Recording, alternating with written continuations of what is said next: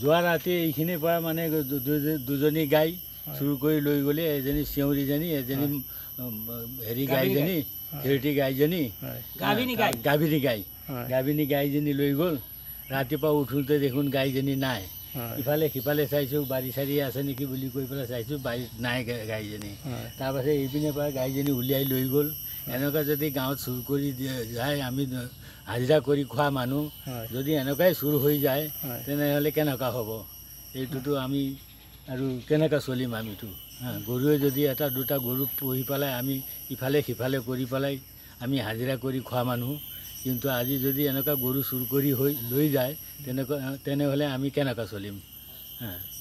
এইপিনে দি লৈ গ'লে, এইপিনে পাছপিনে দি গৰুজনী লৈ গ'ল নেকি, খোজটো পাইছোঁ বাৰু।